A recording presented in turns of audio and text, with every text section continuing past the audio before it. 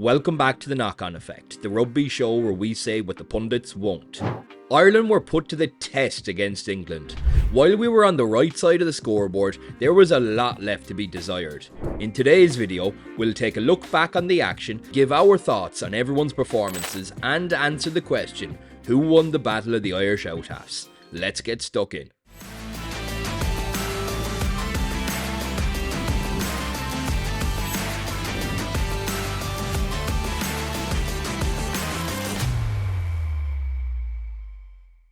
I was lucky enough to get a ticket to the match, and what a match it was. The last few times I've been to the Aviva, the atmosphere is flat.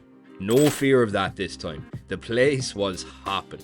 England came out of the block strong, but that was expected. In fact, we pretty much called exactly how the match would go. England looked to physically dominate the early exchanges. Ireland made poor choices and some unfortunate errors in key moments due to the pressure. Marcus Smith looked lively early on and executed the English game plan to a T. Ronan Kelleher was unlucky to have a try ruled out, but when James Lowe and Gibson-Park linked up for Ireland's first try, it was a glimpse of the magic this team can still create. Maro Itoje opted to take the 3 points the stroke of half-time, making it 10-5 to England. It was a pretty fair reflection of how the match was going. England took their chances, Ireland looked rusty. The rust soon wore off though. Simon Easterby likely had a few choice words at half-time and Ireland looked fired up at the restart. The backline produced some smooth moves and the pack were much more brutish. Tries from Aki, Beirne and Sheeha put the game to bed by the 70th minute. The benches were emptied and the English took advantage of tired legs in the closing minutes. Tries from Curry and Freeman grabbed a late losing bonus point. Hardly something they'll be content with, but may prove very important in the weeks to come. Ireland, however, will take no joy in seeing their rivals leave Dublin with a single point. All in all, England gave a good account of themselves, but it wasn't enough. Let's talk about some standout performances from an Irish perspective. Kelleher was the best player in the opening 50 minutes. Solid in his line-out duties, unlucky not to score and hardly put a foot wrong. Bundee Aki, there is a reason why we ranked him the best centre in the URC.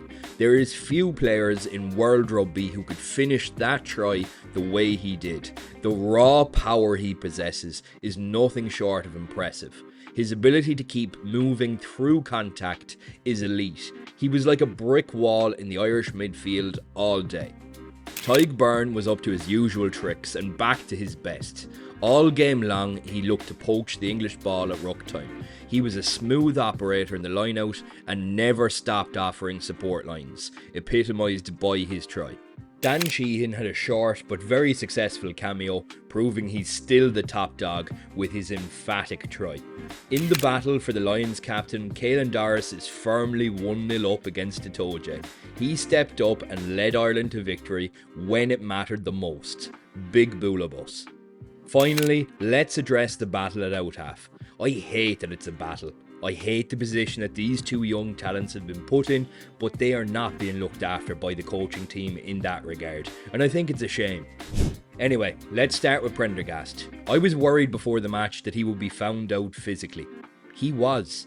However, what we learnt is he's able to take a beating and still look creative going forward. He deserves major praise for that. A strong wind would have blown over Johnny towards the end, so I don't think it's a guarantee to suggest he'll simply develop the required strength, but it's definitely an area for his improvement.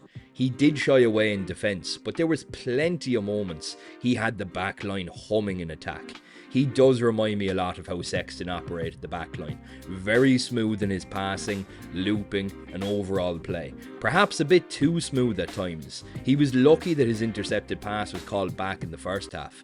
His kicking wasn't great out of hand. From the tee wasn't the best either, but they were difficult kicks and he nailed a peach of a penalty from 40 odd metres before being substituted.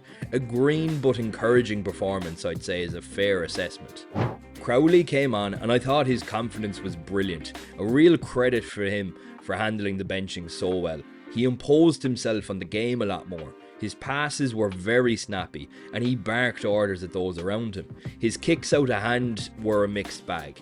Some good, some not great, but from the tee, he was better than Sam.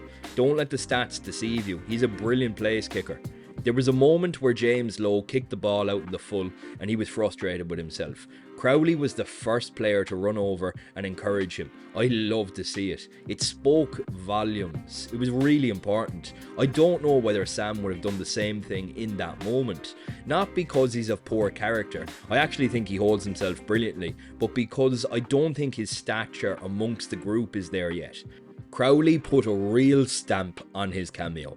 Which brings us to the question, who won the Battle of the Outhalves? For me, this match was confirmation of where I thought they were. Prendergast proved himself an incredibly exciting prospect. Crowley proved himself the more experienced out-half, much more comfortable at this level. If we were playing a France or South Africa level team tomorrow, I'd pick Crowley. If I was playing in the pack of an opposing team, my eyes would light up if I saw Prendergast's name in the starting lineup. He's still a bit green for me. All in all, I think Easterby got some good minutes into Prendergast, but Crowley showed why he should be number one. Have your say in the comments below, and if you're still not subscribed, what are you waiting for? We're not going anywhere. We'll be back later in the week with a look ahead to the next round, so be sure to stay tuned. And as always, cheers for watching, catch you at the next one.